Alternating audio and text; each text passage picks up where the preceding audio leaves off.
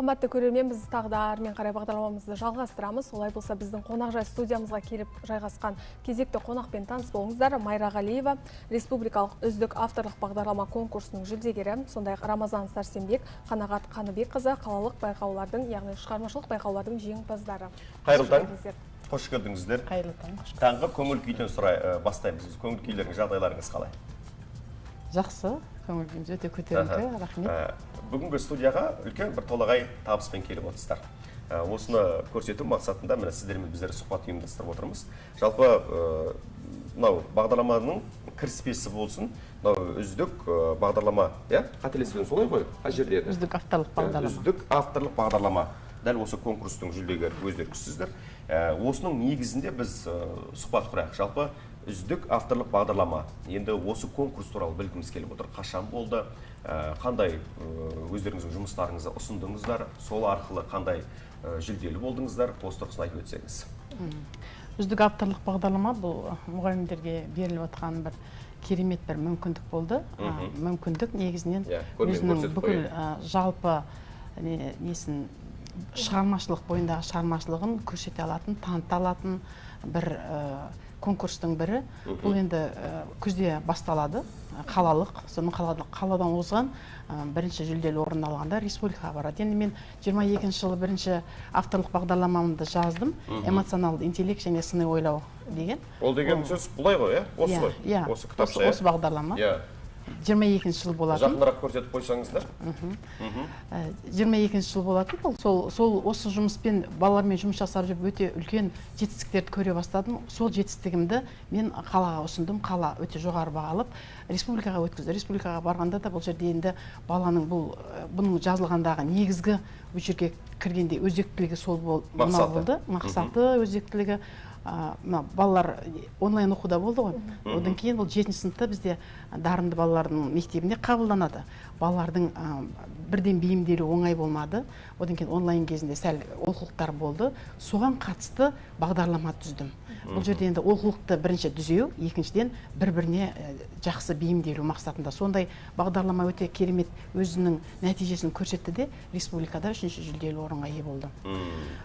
Енді одан 2 жыл өткеннен кейін, 3-ші оқу жылында тағы да осының негізінде, ары қарай осы 7-ші сыныптан бастап бұл балаларды алдым ғой. Ғылыми жоба байқауына, ғылыми жобаға байқау бізде 8-ші сыныптан бастап қатыстырылады. Сол кезде осыны ары жалғасы ретінде балаларды ғылыми жобаға дайындай бастады. Ол жерде енді әрине психологиялық тұрғыдан дайындау алдыңғы бағдарламада болса, бұл жерде енді балаларды метапәнділік негізде ғылыми жобаға дайындау деп бастап, дәл ол да бағдарлама, бұл енді 1 сағатқа жазылған жоқ, 4 сағаттық бағдарлама болды. Оны да республикаға балып қорғадым, 2-ші жүлделі орынға ие болдым. Енді оның тағы да жетістігі сол, осы жерде мақтанып айтқым келеді. 1 жылдың өзінде, осы эксперимент жасағаныма 1 жыл ғана болды биыл. Қалалық байқаулардың, әртүрлі байқаулардың 15 оқушы биылғы жылдың өзінде орынға ие болды. Өзім республикадан орын алдым. Республикаға деген Рамазан ғылыми жобадан барып, жаңағы үздік қорғап, дипломмен марапатталып келіп отыр. Қанағатты ғылыми жобалардан жұмыс орын алып жатыр. Жақсы, енді өздерінен сұрайық, өздерінің ғылыми шығармашылық жұмыстарымен таныс болу олайық, өздеріңіздің жұмыстарыңызды таныстырып өтсеңіздер. Қандай ғылыми шығармашылық жұмыстар болды? Қанағат, Рамазан, екеуіңізге ортақ сауал. Енді қыздың жыл жіңішке деп отыр ғой, Рамазан. Мен осы қалалық іріктеуден кейін, осы жаңа мектепке 7-ші сыныптан бастап түскеннен кейін, Майра ұстаз мені өзінің шығармашылық тобына алған болатын.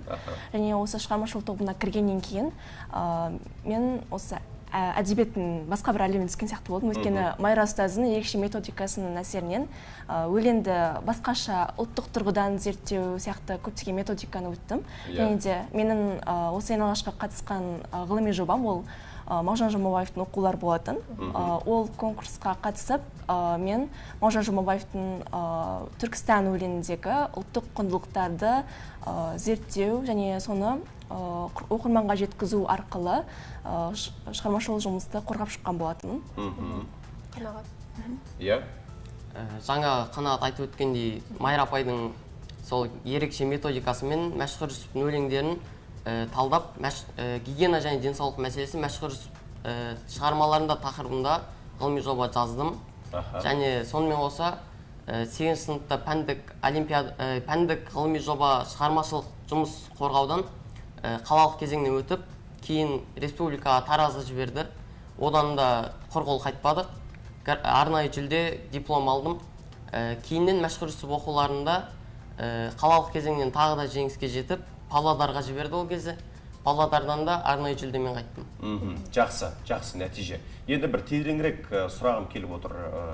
Мен жастарға сенем деп жырлаған Мағжан атамыздың Түркістан, өлеңі.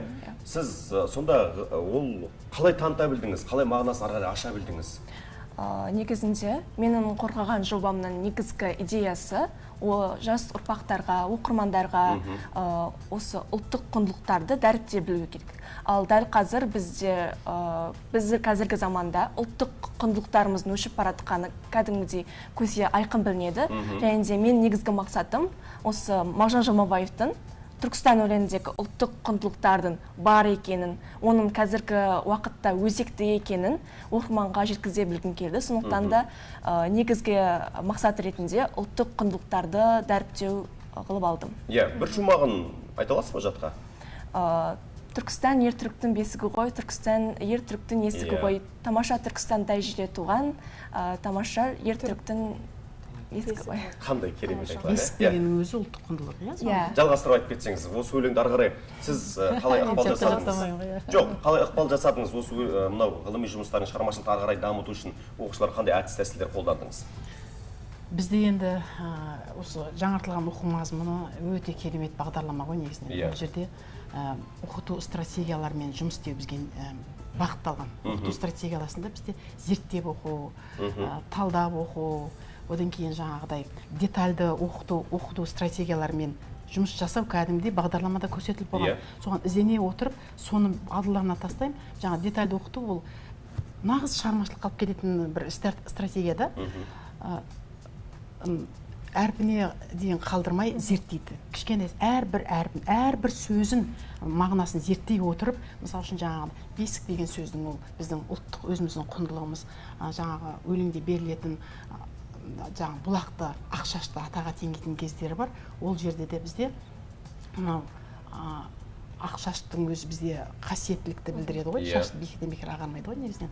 Соны біз іліммен байланыстыра отырып талдауға бағытталған оқушы өзі ары қарай, енді бірінші кезде бағыт бермеу мүмкін емес қой, осылай көрсетіп өтесің, ары қарай іліп алып кеткен бала ол өзі бойында бір креативтілігі, сыни ойлау, өзіндік көзқарасы бар бала болып шығады.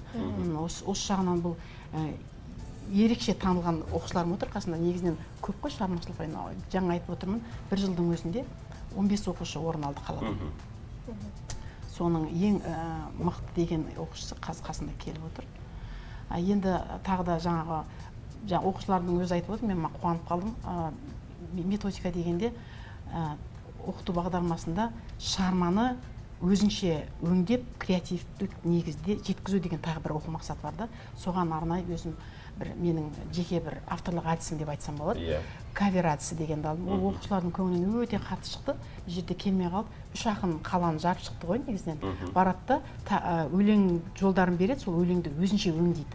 Бұл баланың ақындығын, шығармашылыққа жетелейтін бір әдіс болып табылады. Сыныпта өзі қатты қызығып, бәрі ақын құсап кетеді. Тек қана ақынды емес, проза жанрынан да үзінділер берсең, соны өздерінше өңдеп отырады да. Бұл деталь негізінен. Әрбір сабақта 40 минутта, азғантай 5 минутта сол нәрсені өңдеп, 10 минутта өңдеп отыратын болса, жайлап келеді да, жаңағы кішкентай ғана тамшы жайлап, өзенге, көлге, теңізге айналып жатқанның бір көріністері осы деп сіздерге мақтанып айта аламын. Жақсы, жақсыны көрмекке дейді.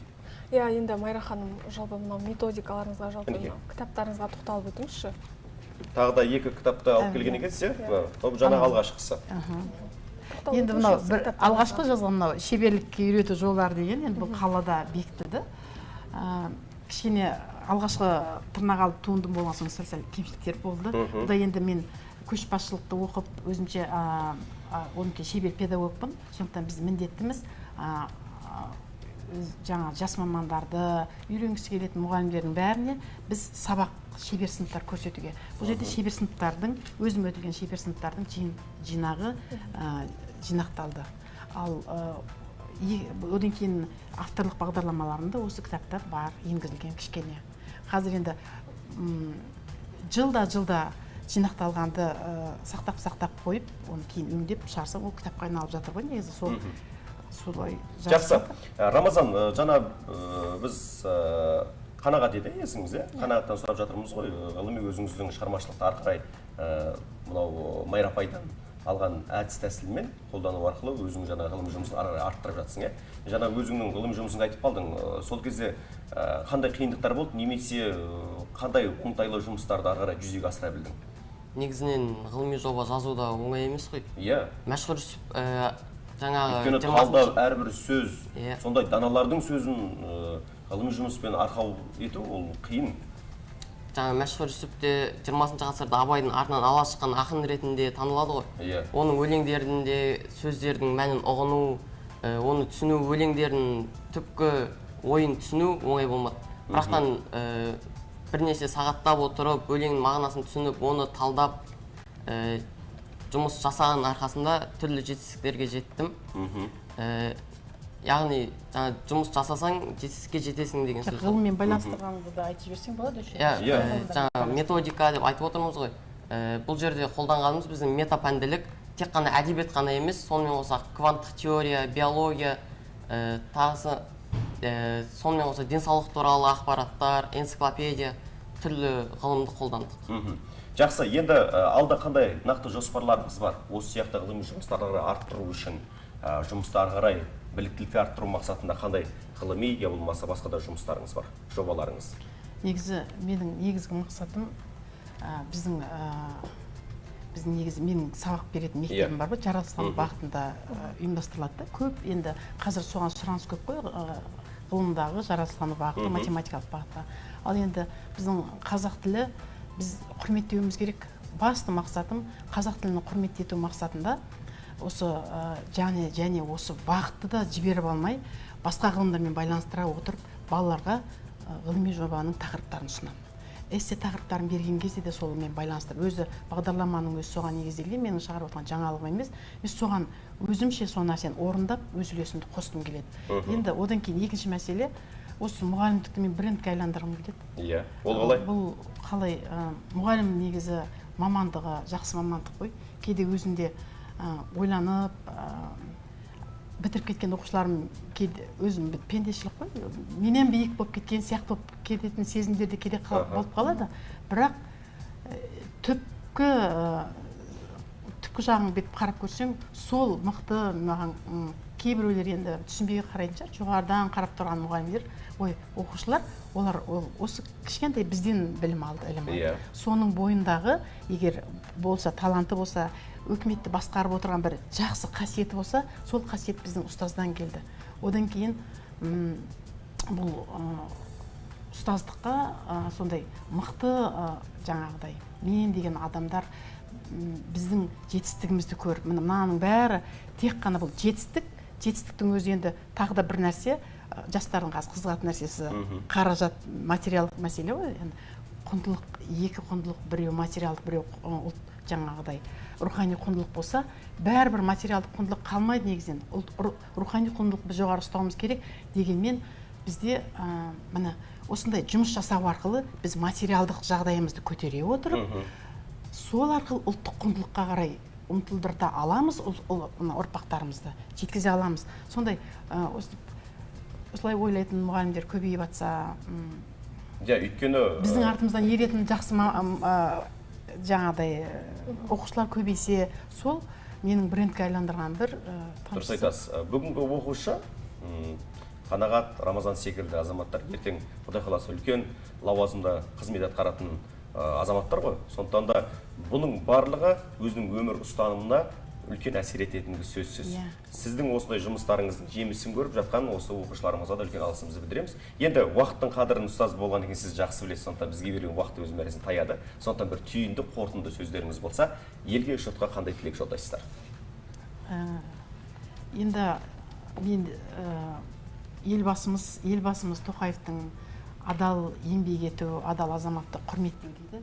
Міне соның көрініс ретінде адал еңбекті оқушыларыма көрсете отырып, осы әрбір оқушым адал еңбектің бір жемісін жеген, еліне қызмет еткен азаматтан болса деп ойлаймын. Бұл жерге алып келгеннің өзін мен өзім қуанып отырмын. Себебі өзіңіз айтып отырсыз ғой, осы жерден бұлардың жаңағыдай бастап алады, өмірі бастап алады деп жоғарыдан көрінгенін, тілді құрметтеу арқылы, осы тілді зерттеп жүру арқылы бұлар басқа мына биологиялық ғылымды зерттеген, физикадан мықты маман болған тұлғалар болса деп ойлаймын, соған жетсін. Біздің тіліміз қазақ тілі мен әдебиет пәні әрбір ғылымның методологиялық негізі. Құрметтей білуге ұмтылайық. Жақсы. Қанағат, Рамазан, бір ауыз. Жалпы осы шығармашылық жұмыспен айналысқаннан бері менің ең бірінші түсінгенім, жарқын болашақ үшін адамға тек қана ниет қана керек емес, ең бірінші ниет, содан кейін барып әрекет керек екен. Яғни жақсы нәтиже, жақсы болашақ үшін бізге ең керегі ол әрекет керек деп ойлаймын. Әрекет түбі? Әрекет түбі берекет. Берекет дейді. Білім инемен құдық қазғандай демекші, білім ешқашан артық етпейді, сондықтан білім алу керек, Қанағат айтқандай әрекет ету керек. Біз сіздерге сенеміз, ал біздің сенімізді, үмітімізді ақтайды деген бек сенімдіміз. Осындай түйінді және әдемі тілекпен бағдарламамызды ары қарай әнмен жалғастырамыз.